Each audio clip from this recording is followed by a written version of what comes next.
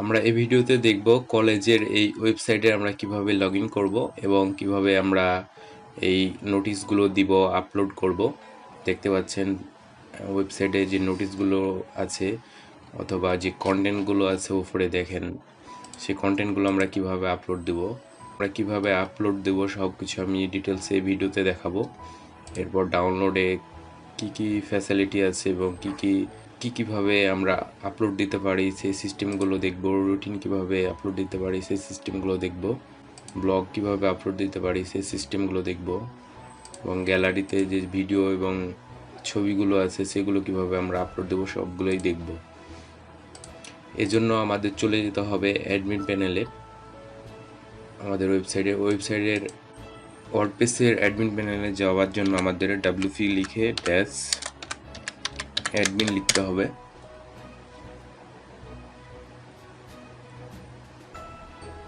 এরপর আপনার ইউজার এবং পাসওয়ার্ড দিয়ে লগইন করবেন। আমি আমার ইউজার এবং পাসওয়ার্ড দিয়ে লগইন করছি।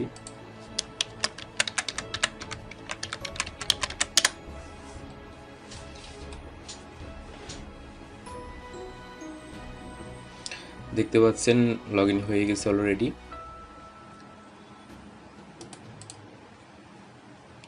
এখানে সকল ফিচারগুলো আপনি দেখতে পাচ্ছেন এই থিমে বা এই ওয়েবসাইটে কি ফিচারগুলো অ্যাড করা আছে। আমি প্রথমে আপনাদের দেখাবো যে এই ঘোষণাটি আপনি কিভাবে নতুন একটি ঘোষণা বা অথবা মার্কিউ, কোডিংয়ের ভাষায় মার্কিউ বলে এটাকে, এই রোল আউটটি কীভাবে করবেন আপনি নতুনভাবে। এর জন্য আপনাকে চলে যেতে হবে এখানে দেখতে পাচ্ছেন এখানে যে অ্যাড নিউ আছে, এখানে একটি ক্লিক দিবেন।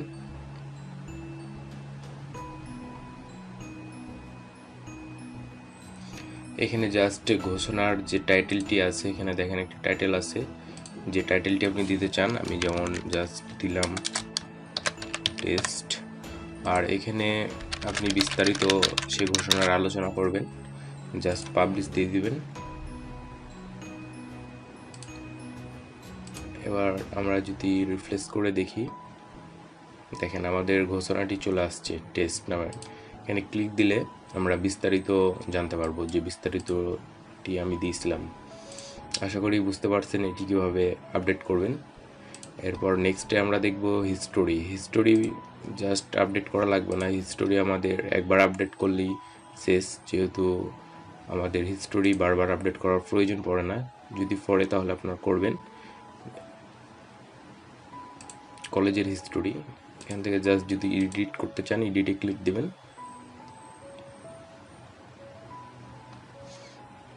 এই লেখাগুলো এডিট করে জাস্ট এখানে আপডেটে ক্লিক দিবেন, তবে এই লেখাগুলো চেঞ্জ হয়ে যাবে। আশা করি বুঝতে পারছেন।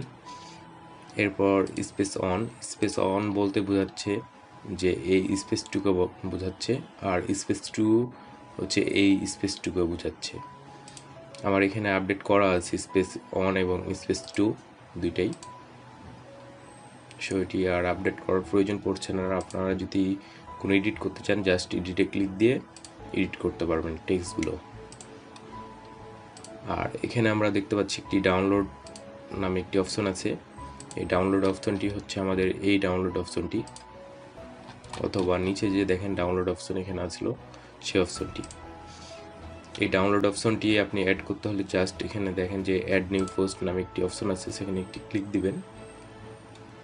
এখানে জাস্ট আপনার যে টাইটেলটি আছে ডাউনলোড পোস্টে, সেই টাইটেলটি জাস্ট এভাবে লিখবেন। এরপর এখানে কোনো টেক্সট দিতে চান অথবা টেক্সট দিবেন, অথবা যদি আপনার কোনো PDF ফাইল শো করাতে চান, এখানে যেমন দেখা যাচ্ছে প্রথম সাময়িক পরীক্ষার রুটিন, আমি জাস্ট এই কথাগুলি আমি এখানে লিখতে চাই, আবার 2 দিলাম। আর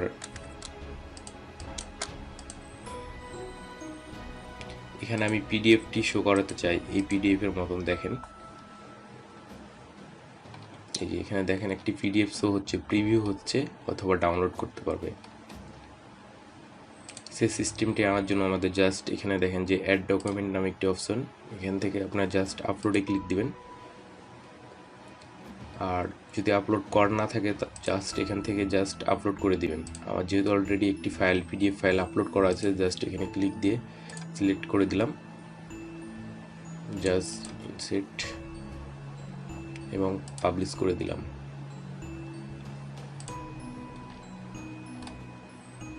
আমরা যদি এখন এখানে ক্লিক দিয়ে দেখি, দেখেন আমাদের 2টি হয়ে গেছে। এখানে ক্লিক দিলে আমরা দেখতে পাবো সেই প্রিভিউটি। এই প্রিভিউটি লোড হতে একটি টাইম লাগে অবশ্যই। জাস্ট এখানে যদি আমরা ক্লিক দিই, এখন দেখেন যে ডাউনলোড হতে লাগছে। আশা করি বুঝতে পারছেন এই ফিচারটি কি। এরপর আমাদের নোটিশ আছে। নোটিশ বলতে বোঝাচ্ছে এই নোটিশটি, নোটিশ বোর্ডটি অথবা এই নোটিশটি সেম আমাদের এখানে যে নোটিশগুলো থাকবে এখানে জাস্ট আপডেট হয়ে যাবে। আমরা এখানে একটি নোটিশ অ্যাড করার জন্য জাস্ট আবারও অ্যাড নিউ পোস্টে ক্লিক দেব।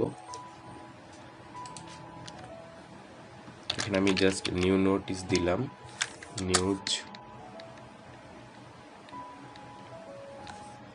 New notice.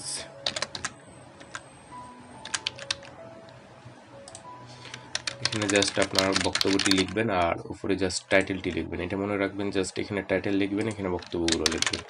জাস্ট এবার পাবলিশ দিয়ে দিবেন। এখানে দেখেন আমরা যদি এখন দেখি, তবে এখানে আমাদের চলে আসবে নোটিশগুলো। দেখেন আমি যে নোটিশটি আপডেট দিয়েছি, এই নোটিশে যদি কেউ ক্লিক দেয় তবে সে বিস্তারিত যে আপনি লিখছিলেন সে লেখাগুলো এখানে শো করবে। দেখেন আমাদের এই নোটিশটি শো করছে এখানে।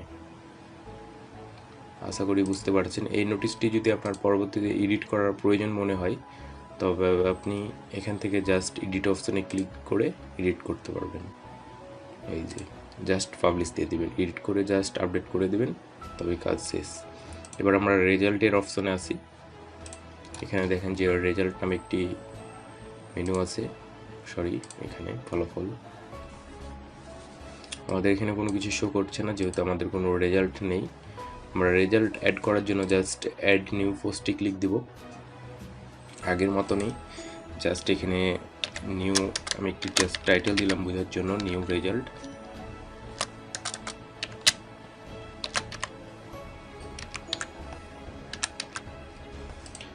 আমরা রেজাল্টগুলো যেহেতু পিডিএফ আকারে আমাদের স্টুডেন্টদের শো করাতে চাই, সেজন্য জাস্ট আমরা যখন রেজাল্টটি তৈরি করব একটি পিডিএফ আকারে করে অনলাইনে আপলোড দিয়ে দেবো আমাদের যে হোস্টিং সার্ভার আছে এখানে। জাস্ট এখান থেকে পিছিতে গিয়ে আপলোড দেওয়া যাবে। অলরেডি আমার একটি ফাইল আপলোড করা আছে পিডিএফ, আমি জাস্ট এটি সিলেক্ট করে আপনাদের দেখাচ্ছি। Just publish.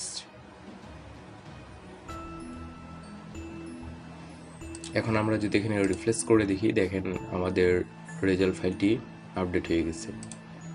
কোনো স্টুডেন্ট সে যদি রেজাল্ট জানতে চায়, এখানে দেখেন যে আর একটি অপশন আছে, হচ্ছে রুটিন নামে একটি অপশন আছে। এখানে দেখেন যে রুটিন নামে একটি অপশন আছে। এখানে যে 2টা রুটিন অ্যাড করা আছে, সেই রুটিনগুলো কিভাবে অ্যাড করবে, জাস্ট সেম আগের মতন এখানে জাস্ট অ্যাড নিউ পোস্টে গিয়ে জাস্ট রুটিনগুলো অ্যাড করে দিবেন। এখানে জাস্ট পিডিএফ ফাইলগুলো অ্যাড করে দিবেন আগের মতন। আমাদের যেহেতু আছে করা, আমি পিডিএফ ফাইলটি আপডেট করে দেখাচ্ছি আপনাদের।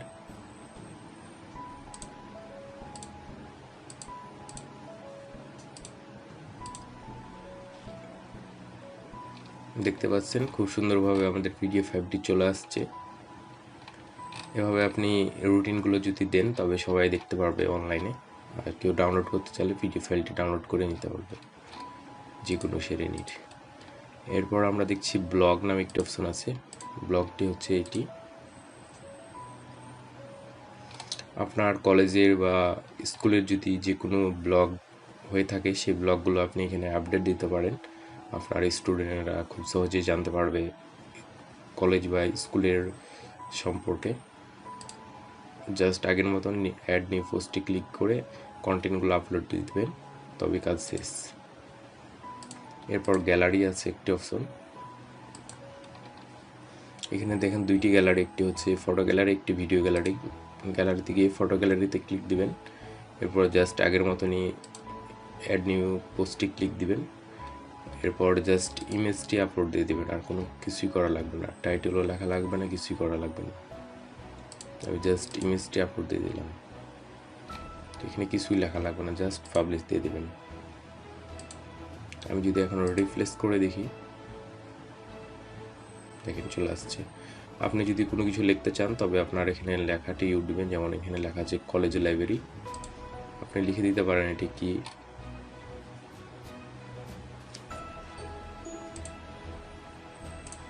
আর ভিডিও যদি অ্যাড করতে চান, অ্যাড ভিডিওতে ক্লিক দিবেন।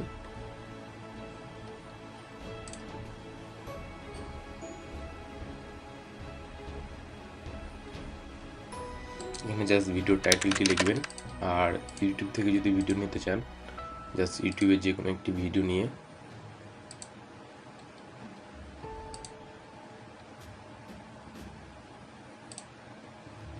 এভাবে লিঙ্কটি কপি করে জাস্ট এখানে পেস্ট করে দিবেন। দেখেন ভিডিওটি চলে আসছে, জাস্ট এখানে পাবলিশ দিলেই আপনার সেই ভিডিওটি শো করবে, দেখতে পাচ্ছেন। ওকে, আমি ভিডিওটি ডিলিট করে দিচ্ছি, যেহেতু এটি একটি মিউজিক ভিডিও, এই ওয়েবসাইটের সাথে যায় না। দেখার সাথে আমি আপডেট দিয়েছি।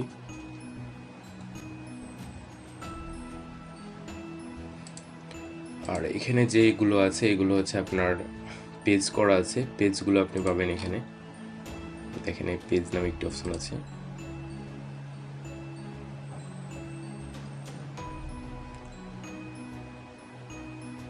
কক্ষ সংখ্যা, আপনি এখানে কক্ষ সংখ্যাতে ক্লিক দিয়ে এডিট করবেন, জাস্ট আপনার কন্টেন্টগুলো আপডেট দিবেন এডিট করার পর। এই যে দেখতে পাচ্ছেন কন্টেন্ট লেখার কথা বলা হচ্ছে, জাস্ট এখানে কন্টেন্টগুলো আপডেট দিয়ে জাস্ট এখানে আপডেট দিবেন, তবে এখানে আপনার শো করবে। আশা করি এই ভিডিওটি দেখে বুঝতে পারছেন কিভাবে কন্টেন্টগুলো আপলোড করবেন এবং কিভাবে আপডেট দিবেন এবং কিভাবে ডিলিট করবেন।